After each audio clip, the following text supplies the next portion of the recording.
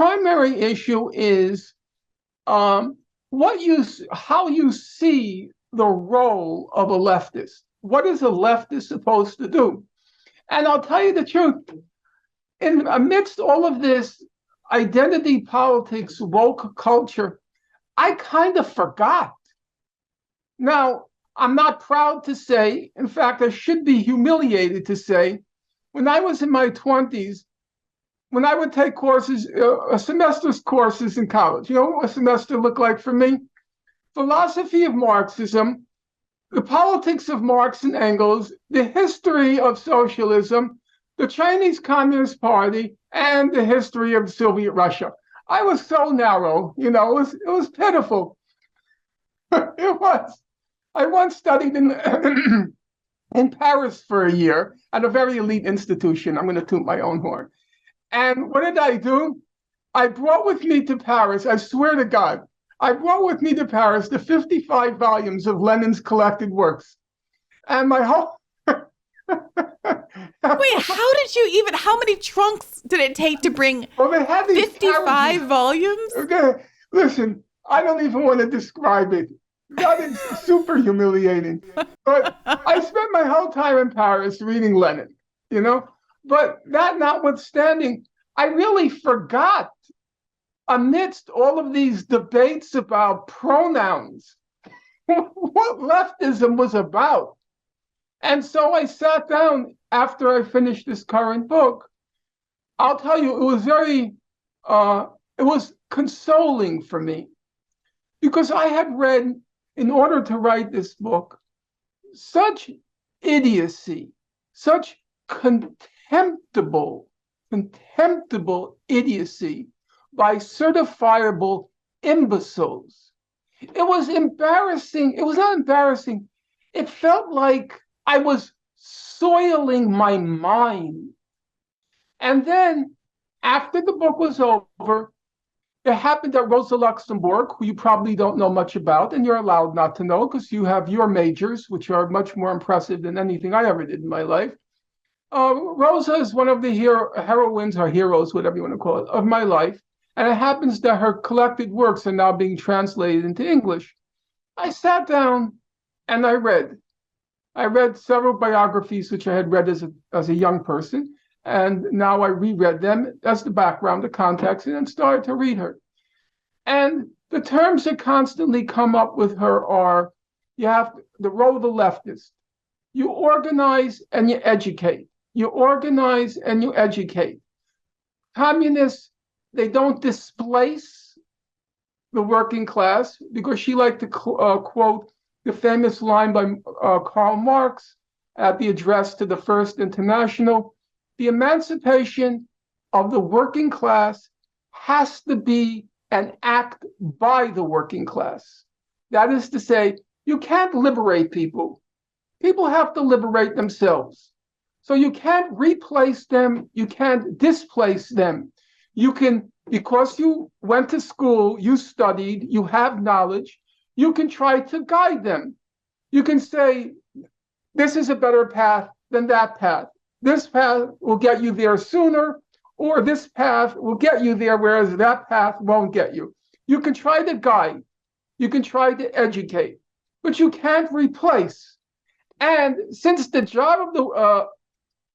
goal of a communist is for the working class to liberate itself, they have to be active. They have to be participants. Now, what does that mean concretely? Now, I listen to you a lot. I do. I probably every other day. It's become a kind of reflex for me. Just go to YouTube, put in Briahna Joy Grace, see what's happening at Dad Faith, or see what's happening at The Hill, and to see your exchanges with Robbie, who I happen to like. I think you have a good chemistry. And I've listened to your criticisms of the squad, its failure during forced the vote, and so forth. And even though what you say, in my opinion, is on point, I think it's, we could speak frankly with each other, because the point of having a meaningful exchange is we want to achieve something. not for ourselves, for the cause, if we can put it that way. I find your criticism very limited, and here's why. There was an expression that was used by the old left. It was called the parliamentary cretinism. And parliamentary cretinism meant reducing the whole left project to arguments inside a parliament, or in our case, inside the Congress. But to my thinking, that's wholly secondary. Yes, you want to, as you like to say, extract something, get something, so forth. But that's not what left politics is about. The problem with what's going on with forced to vote and everything is you never try to reach out to your potential constituency. That was the whole promise of the Bernie Sanders campaign. It was mass mobilization. It was organizing your constituency. It was getting them involved in the political process.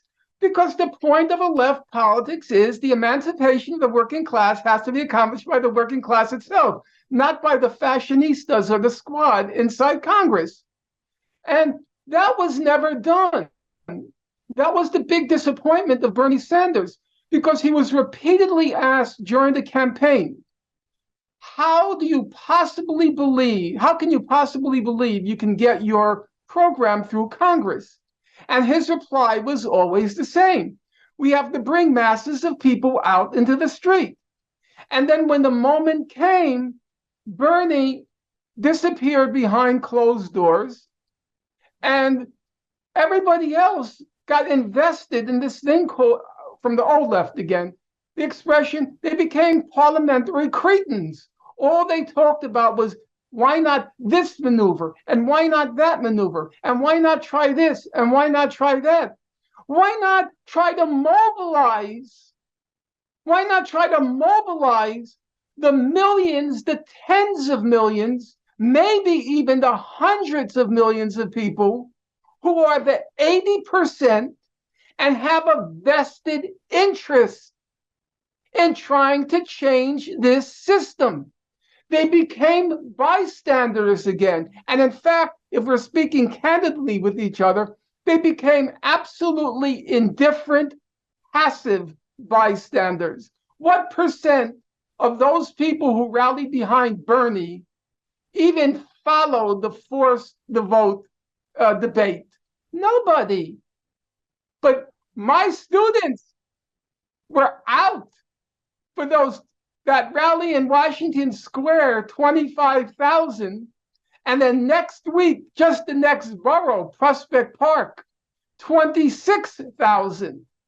That was something spectacular, and the camaraderie. And then there was a glimpse of it again during the George Floyd demonstrations. So I felt, even though, of course, as you like to say, I take your point about the force to vote, I think from a point of view of a leftist, that's secondary to the bigger issue of, as Rosa would say, our purpose is to organize and educate, not replace, but provide leadership, because we do. We had the luxury. We had the luxury of going to good schools to study. Rosa graduated all A's in high school. She won the gold medal, or she would have won it, but they said she was too unruly. She then went on to be one of the first women in the world to get a PhD in economics at the University of Zurich. She took her knowledge, her genius, her brilliance, and she gave it to the cause of the working class. And that's what we should be doing. I don't know how, I'll be honest with you, Briahna. I don't know you, and most people have a price. I don't know how long you'll stick to it. I hope and pray you do stay the course, because the cause needs you. No, I'm serious about that. The cause needs you. Just like we were lucky, to have Paul Sweezy in our cause. People who got the knowledge, got the privilege, and used it for a meaningful cause, something meaningful, the emancipation of humankind. So, Norm, I just if I could respond to a couple of those things. I think the broader struggle that every movement encounters of what it means to effectively organize, especially in a world where we're living in a labor law context that is very hostile to workplace organizing, where we see that even strong unions like the Railroad Workers Union are subject to poor leadership, where they apparently were not even prepared to go on strike. And of course, the national pressure from the Biden administration, who ultimately chose to crush any potential strike using the Railroad Labor Act, where no matter how worker-oriented and worker-led a movement is, the fundamental issue is that organizing is difficult and it's an ongoing project. I don't know that I think it's fair to lay at the feet of one parliamentary objection the failure to organize more broadly across the entire country, a failure that we've been struggling with for 60 years or so. Moreover, the point of Force the Vote wasn't to subsume all organizing into it, although I should point out that the organizers of Force the Vote did in fact organize. There were phone trees. We did, in fact, it is not true that they did not reach out to professional organizations like the National Nurses United, who did not respond to me, refused to be back in touch. The failure in Force the Vote was that the organizations that do exist were being organized by the squad members who were trying to insulate themselves from accountability. And so we live in a world, my view of it is, my view of the fundamental problem with a lot of the left is that it is the elected representatives who are wagging the dog instead of these organizations having them be accountable to them. So that when they made phone calls around and said, we're not going to do Force the Vote, all of those organizations whose membership, frankly, many of whom were very supportive of Force the Vote. DSA, for example, did not do a membership poll, but one of the prongs of DSA, the kind of healthcare section, I forget what the words are, did a vote, and the overwhelming majority did support taking action on Force the Vote. But the leadership of the organization was not responsive. And many people believe it is because the squad members reached out, made it clear that they did not want to follow through with this plan, largely because of their personal frustrations with Jimmy Dore, not because it was a bad plan, but because they just didn't like Jimmy Dore. And so they basically silenced what organizations could potentially have been pressing for this by having control over their leadership. That all being said, I think the point of Force the Vote, again, is not to be the organizing in and of itself, but to expose the extent to which people who have, I think, disproportionate faith, a misplaced faith in those elected leftists should not. And by talking about parliamentary maneuvers, you're exposing the extent to which they are lying about not having power and not being able to do things. When there are clear cases when they do have power and they decline to use it, it's more difficult for them to hide behind the idea that they're just outnumbered. We just need to keep supporting them. We just need to keep voting more members in. And then somehow that's what's going to affect change. And to the extent that you want people to engage more with substantial organizing, part of that project is to convince them not to waste their time on a certain kind of electoral politics. And to that end, I'm glad you brought up these squad members, because so much of what you've written about in this book, the critique of identity politics, how it's been weaponized and how it's been used to distract, was on display this past week as Ilhan Omar because of accusations of anti-Semitism, was kicked off of the Foreign Services Committee. And we were treated to a number of, I'm trying not to use, sermon sounds like I'm being belittling, but speeches by squad members about how she was being targeted because she's a Black woman. And many people noted that it seemed really bizarre to focus on her identity as what made her a target, which she was primaried by a Black woman, I believe. But the idea that she's being targeted because she's Black and Muslim, as opposed to having taken some of the positions in defense of Palestinian rights. A friend of mine from the UK, a very smart young man, he wrote the same thing to me. Would they have targeted is her name Candace Jones? Candace Owens. Would they have targeted her because she's a Black woman? It's the politics. Right. It was her politics they were targeting, and she turned it into a person of color issue. And all of the squad members, I don't know if you saw, did you catch the clip of AOC's remarks? The cat in the hot plate. The cat in the hot plate? Yeah, these wild gesticulations like she's a Baptist preacher. It was Yeah. just so fake, so fake. Don't tell me that this is about a condemnation of anti-Semitic remarks when you have a member of the Republican caucus who has talked about Jewish space lasers and an entire amount of tropes and also elevated her to some of the highest committee assignments in this body. This is about targeting women of color in the United States of America. Don't tell me, because I didn't get a single apology. Time has expired. When my life was threatened. Thank you. Yeah, so I mean, it did seem like there was a lot of negative, frankly, even from the left, a lot of negative commentary about those remarks in a way that I wouldn't have expected to happen a couple of years ago. Just a few years ago, I think most people would have said that was so passionate. She's the leader we need, AOC 2024. And now it seems to me like something is shifting, where even people who were pretty dug in the identity politics waters are seeing through some aspect of the ruse. Do you feel that way at all? Well, I'm not of your generation, obviously, and these things require to have a feel of your generation, because yours is the critical generation, and I can only get a feel for my students. I think the main problem, if you were to ask me, the main problem is that Bernie Sanders as an individual was irreplaceable. And that was when I say he's irreplaceable, it's not like the great man theory of history. What made Bernie Sanders a viable candidacy was his track record. A population which had grown very cynical of politics now saw before their eyes a guy who, as many people critical of Bernie would say, they would roll their eyes and they're Bernie Sanders, he's been saying the same thing for the last 50 years. Well, that's exactly what made him credible to the young generation, that this was a person of his word. He's been saying the same thing for the past 50 years.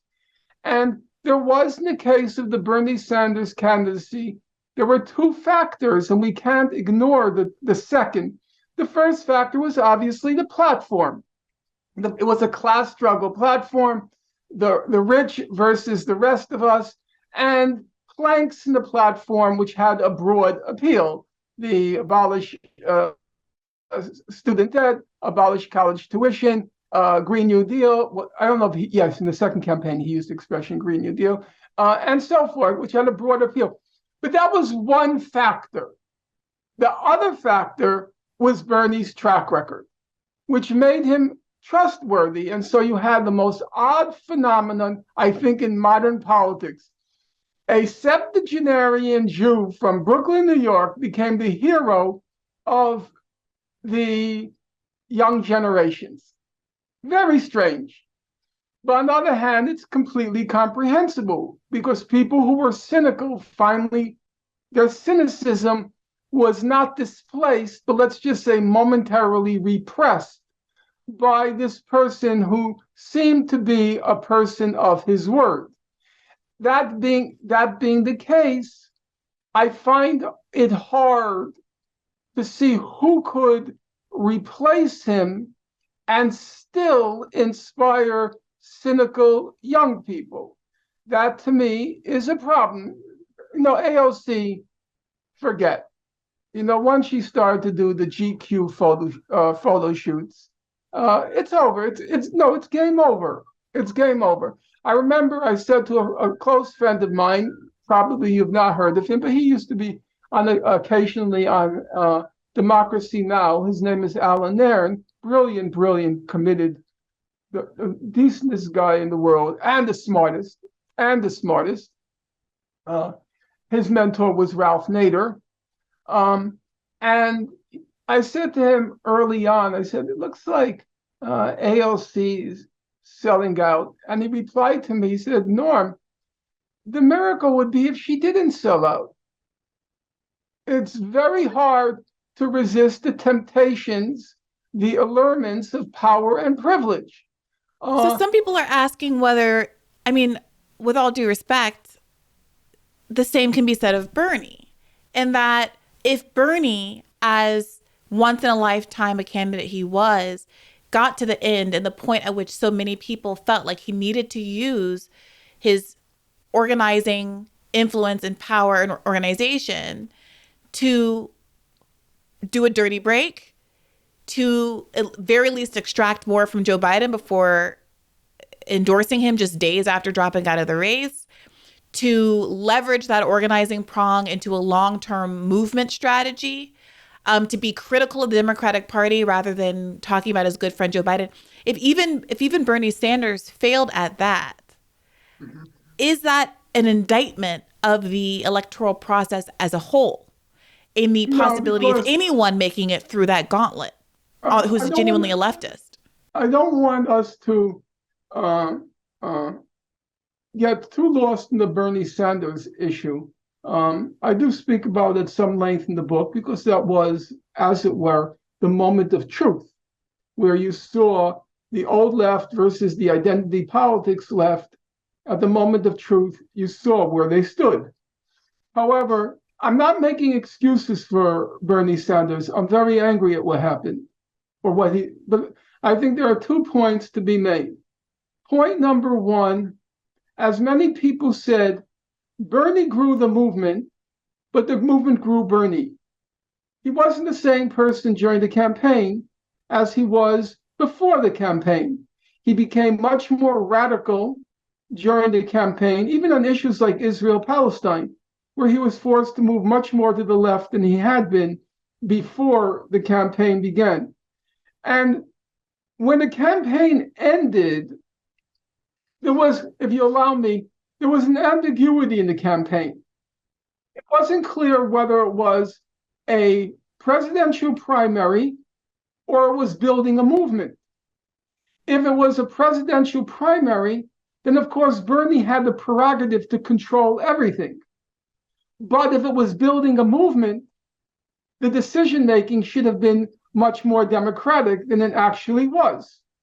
Bernie said he was building a movement, but he carried on as if it were a presidential primary where he and a handful of others made all the basic decisions.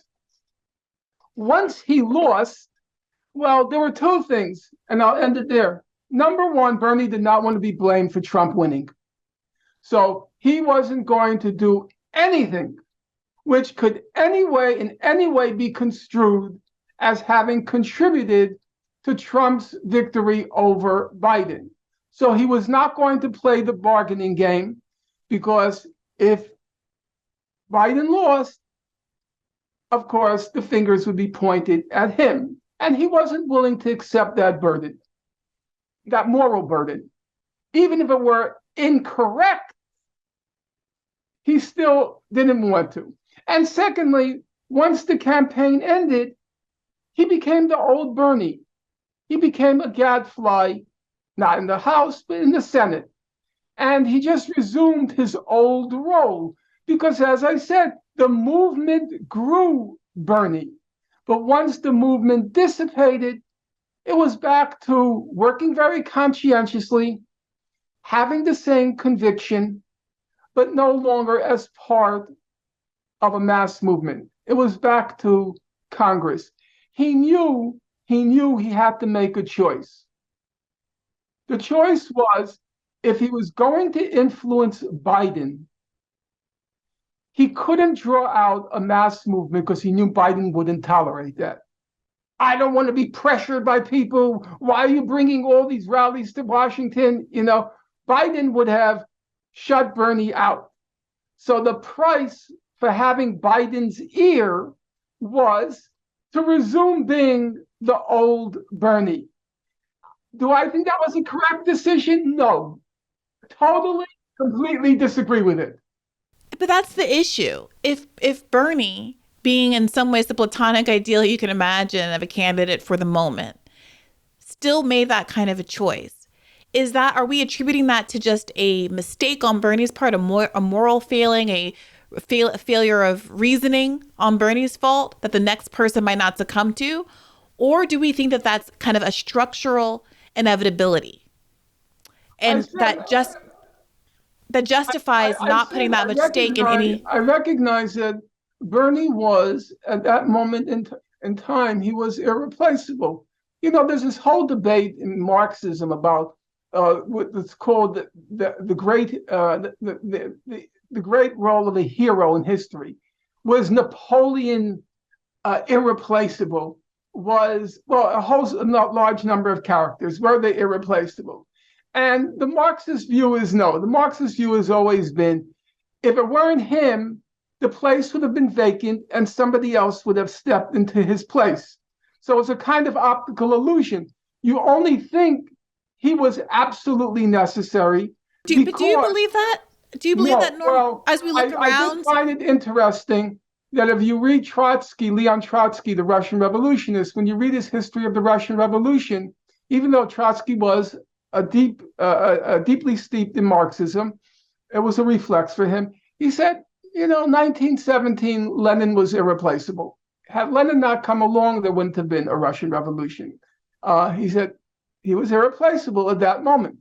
And trying to avoid the great man theory of history, I still have to say, at that particular moment, because I lived it, I experienced it, I watched it, and I participated in it, I don't think any other candidate could have pulled off what he did, because we live in such cynical times. But what did he do? I mean, I'm really not trying to minimize the way that the campaigns radicalize people. They certainly radicalized me. They obviously dramatically changed my life. I'm not trying to minimize what did happen. But some people are very concerned that the idea that we almost got it, we were so close, we should just keep trying again, is obscuring the extent to which they let us get as far as we're going to get. And then there's just no possibility, and that we're all wasting too much time, too much money, too much energy on these electoral efforts. I mean, people are looking. There's an ongoing. I personally am not particularly focused on the electoral aspect.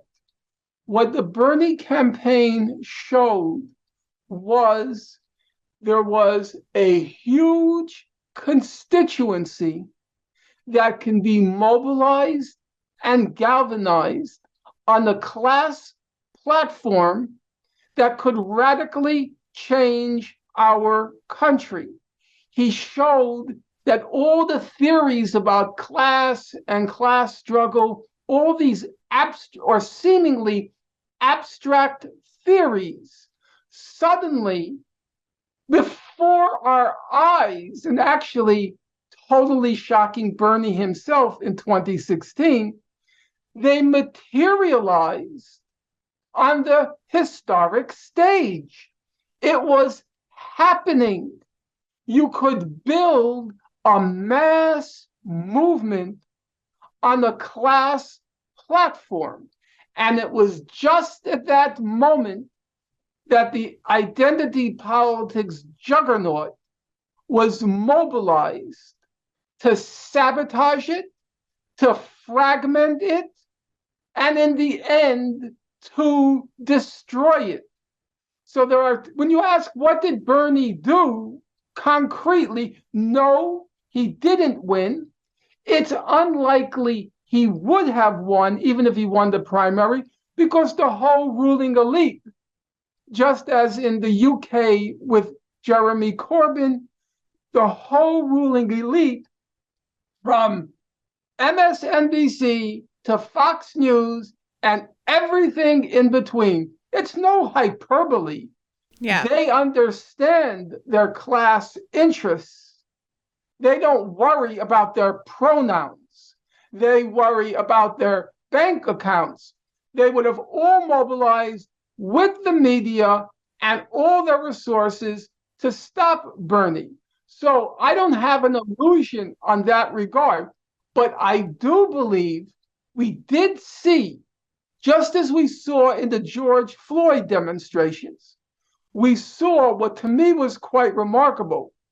We saw a real solidarity between, now we have to say, young people, because George Floyd, the demonstrations, as you recall, they occurred during COVID. So you couldn't see a person over 30 in those demonstrations. Not again to toot my own horn. I was the only one. I was the only one over 30. I mean, I'm serious. Because, a large part of it, I don't say all of it, but a large part of it was the COVID. You saw, it was very touching to me, deeply moving to me, a real eye-opener to me, because it was real solidarity. And it wasn't this kind of noblesse oblige or this radical preening of my generation where white radicals like myself, I admit it, an S, would go to the Black Panther rallies, off the pig with our fist thrust in the air, completely imbecilic. I have no problem admitting to it. No, this was real. And you know why it was real? It was real because, one, because of the homogenization of the working class. A lot of white people, they have Black roommates. That's not unusual. In New York, there are 4 people to a house. And you'll have a Black, a white, a gay, trans, whatever. It's all mixed. So one, these are real people to them. It wasn't like in my generation, a Black person was some exotic creature. And if they were radical and they had a big afro, it was like a real thrill. Stupid, I admit. So it was real in the sense these are real people. It's my roommate who's getting harassed by the cops. And secondly, which is much more important, white young people are just a notch over Black people nowadays. It's not like they're in the middle class. They're in the same house, the same apartment. They're in the same economic bracket. That's the homogenization, which is new. And just like with the Bernie campaign, you saw real potential there because they were shouting slogans. The most popular slogan in New York, speaking from my neck of the woods, was NYPD suck my dick. It was not the most political slogan, in my opinion. But I noticed in people's faces the ferocity with which they shouted those slogans. And it was, in my opinion, here, I'm a little bit, reading into it, but I don't think inaccurately, it was all the white young people, the Black young people, their anger at the system which has destroyed their lives, the system which has left them with no future, a futureless future. And the police were the symbol, of the armed force of the system. So it wasn't really just about killer cops, as we used to call them. It wasn't just about killer cops or police brutality.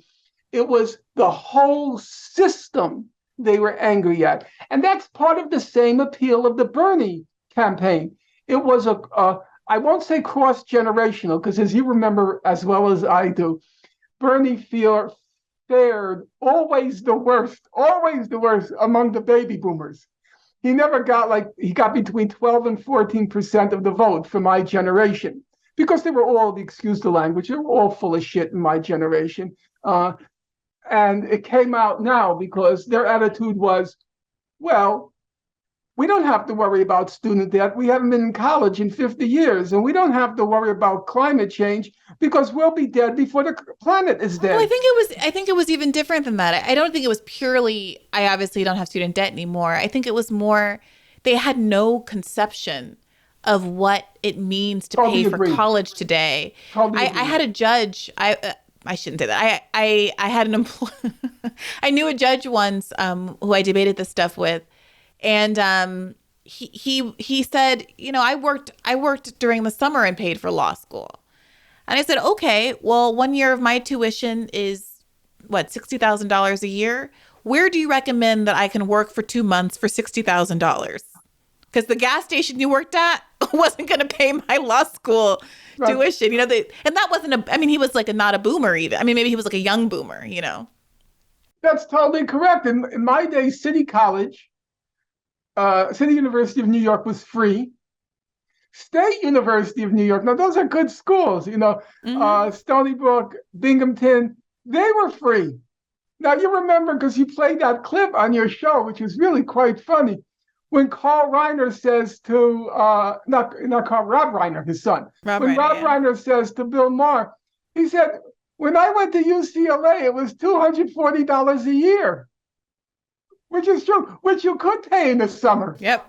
Which you could pay in the summer. There are also parents of those kids who don't have college degrees who want their kids to be able to go to college so that they can have a better life than they did. And we have to address the cost of going to college. I mean, I'm an old man, but when I went to college, you know, at UCLA, it cost me $242 to go to school for a whole year. Now it's crazy what you have to pay, and it's unfortunate, and it does target the kids that are most in need.